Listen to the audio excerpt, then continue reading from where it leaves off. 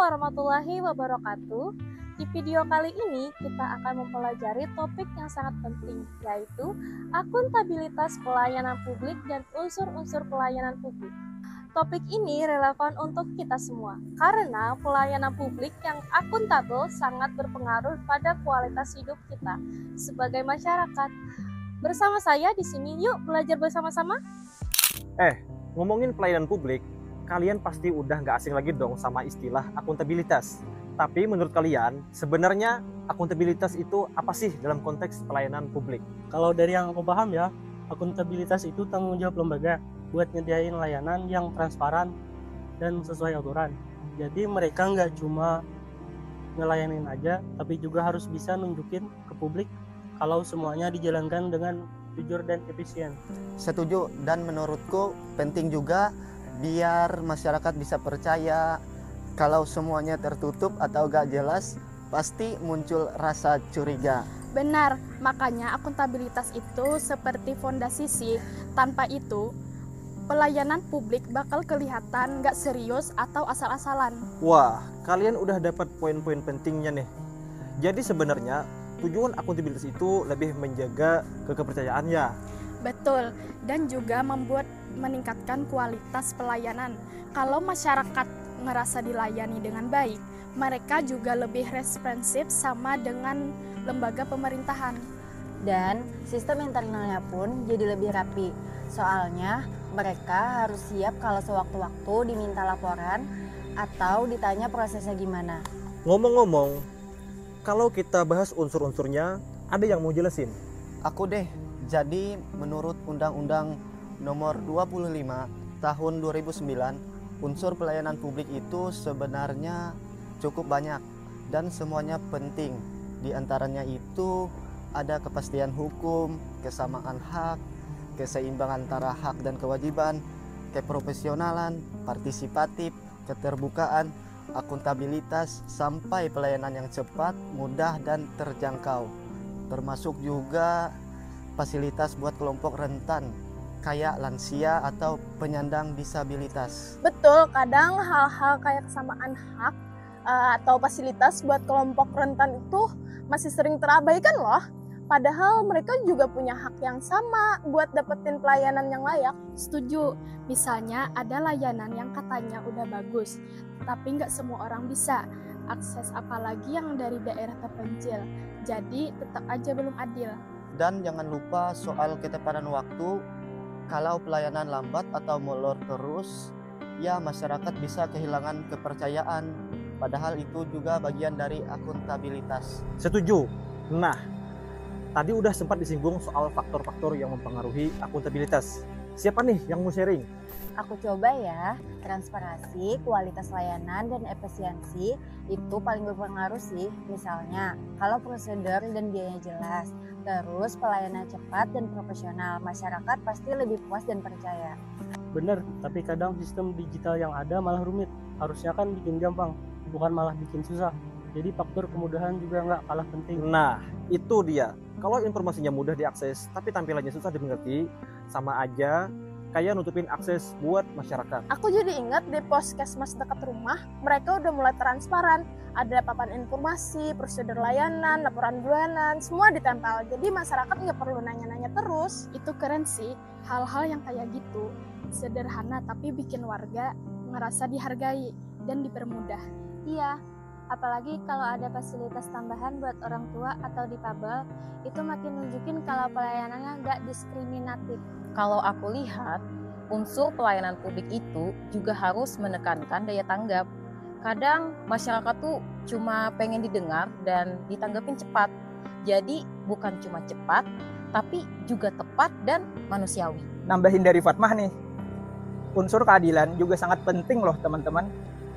Jangan sampai ada perlakuan yang berbeda cuma karena status sosial atau latar belakang. Akuntabilitas itu enggak cuma soal laporan, tapi bagaimana semua orang dapat pelayanan yang adil dan setara. Wah, seru banget obrolan kita barusan. Ngobrolnya ngalir dan banyak hal penting yang kita dapat. Intinya, akuntabilitas dan semua unsur pelayanan publik itu saling berkaitan supaya masyarakat bisa benar-benar merasa dilayani dengan jujur, adil, terbuka, dan enggak dibedakan. Terima kasih untuk diskusi hari ini. Nah, gimana? Sudah mulai paham kan tentang apa itu akuntabilitas pelayanan publik dan unsur-unsurnya? Kalau masih ada yang bingung, tenang aja. Yuk, langsung kita simak ilustrasi berikut ini biar lebih kebayang dalam situasi nyata. Assalamualaikum warahmatullahi wabarakatuh. Waalaikumsalam warahmatullahi wabarakatuh. Selamat siang Bapak Ibu semuanya. Terima kasih atas kehadiran Bapak dan Ibu dalam kegiatan sosialisasi kita pada hari ini. Saya mewakili bagian protokol dan komunikasi pimpinan atau Porkopim Kabupaten Hulu Sungai Utara. Pada hari ini akan melakukan sosialisasi dengan tema Pilkada Serentak tahun 2024. Kami mengajak seluruh warga untuk menggunakan hak pilih serta ikut menjaga keamanan dan ketertiban selama proses pemilihan berlangsung. Ibu, sebenarnya kenapa sih pilkada ini penting? Kadang kami merasa suara kami tidak berdampak besar. Itu pertanyaan bagus Pak Rahmat. Pilkada adalah momen penting untuk menentukan pemimpin daerah, baik bupati maupun gubernur. Pemimpin yang kita pilih akan berpengaruh langsung terhadap kebijakan pembangunan, pendidikan, kesehatan, dan ekonomi di daerah kita sendiri. Kalau ada warga yang belum punya KTP, apakah bisa tetap memilih? Baiklah Ibu, pemilih harus terdaftar dalam daftar pemilih tetap atau DPT dan membawa KTP elektronik saat mencoblos. Bagi yang belum punya, kami imbau segera mengurus ke Dinas Dukcapil. Kami juga akan bantu untuk koordinasi kok. Lalu bagaimana kami bisa bantu menyukseskan pilkada ini, Bu? Ada banyak cara Pak RT. Pertama, Pak RT bisa ngajak teman atau keluarga Bapak untuk datang ke TPS. Kedua, Bapak bantu menyebarkan informasi yang netral seperti lewat spanduk ini. Jangan sebarkan hoak atau informasi palsu ya Pak. Dan yang paling penting, tetap jaga suasana damai. Berarti kami boleh pasang spanduk ajakan memilih seperti ini di rumah atau pos ronda. Boleh Bu, selama isinya netral dan tidak mengarah ke calon tertentu. Seperti kalimat di spanduk ini. Gunakan hak pilih Anda, jaga keamanan dan ketertiban, suara kita masa depan HSU. Baik, mari kita sama-sama sukseskan Pilkada Serentak 2024. Gunakan hak pilih kita dengan bijak demi masa depan daerah yang lebih baik. Nah, sosialisasi tentang pilkada yang tadi disampaikan oleh petugas Prokopim itu adalah contoh nyata pelayanan publik loh, karena diselenggarakan oleh pemerintah untuk memberikan informasi penting, meningkatkan kesadaran warga, dan pastinya terbuka untuk semua tanpa pandang bulu. Kegiatan seperti sosialisasi pilkada bukan cuma sekedar berbagi informasi, tapi juga wujud dari akuntabilitas pemerintah yang bertugas melayani masyarakat secara adil, transparan, dan bertanggung jawab. Seru kan? Yuk kita lanjut tonton videonya biar makin paham. Pokoknya saya pilih calon nomor 1. Dia yang paling cocok buat desa kita. Orangnya jelas, tegas, dan udah terbukti kerja nyata. Jangan sok tahu ya Bu, calon nomor 2 itu justru yang lebih paham sama kebutuhan kita.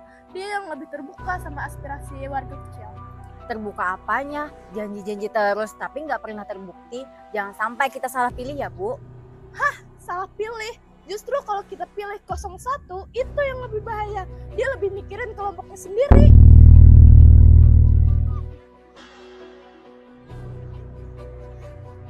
Ibu-ibu, harap tenang. Tolong, cukup. Jangan sampai perbedaan pilihan ini malah memecah belah kita semua. Ini desa kita bersama. Assalamualaikum Pak Polisi. Saya Hasan, Kepala Desa Saranjana. Ada keributan antar warga di balai desa terkait pilkada. Keadaan mulai tidak terkendali, mohon bantuannya segera. Waalaikumsalam Pak Hasan. Terima kasih atas laporannya. Bisa dijelaskan kondisi di lokasi? Beberapa warga mulai emosi Pak. Teriak-teriak, saling menyalahkan, situasinya panas sekali. Kami khawatir kalau enggak segera ditangani bisa makin melebar. Baik, Pak. Kami akan segera kirim tim ke sana. Mohon Bapak tetap tenang dan arahkan perangkat desa untuk membantu meredam situasi. Terima kasih Pak. Kami akan coba jaga semampunya. Mohon segera datang ya, Cepatnya Pak, agar warga bisa tenang. cepatnya Pak. Kami dalam perjalanan. Semoga semua segera membaik. Ternyata respon polisi terhadap laporan dari kepala desa itu juga termasuk bentuk pelayanan publik loh. Pelayanan ini bertujuan untuk memastikan keamanan dan ketertiban di masyarakat yang memang menjadi tanggung jawab pemerintah. Polisi sebagai pihak yang menyediakan layanan cepat merespon laporan warga untuk menjaga agar situasi tetap aman dan terkendali. Respon cepat polisi terhadap laporan kepala desa adalah contoh nyata akuntabilitas dalam pelayanan publik. Kesimpulannya, akuntabilitas memang kunci utama untuk mewujudkan pelayanan yang berkualitas, transparan, dan efisien. Dengan memastikan adanya akuntabilitas, kita tidak hanya mendapatkan layanan yang lebih baik, tetapi juga memperkuat kepercayaan masyarakat terhadap pemerintah.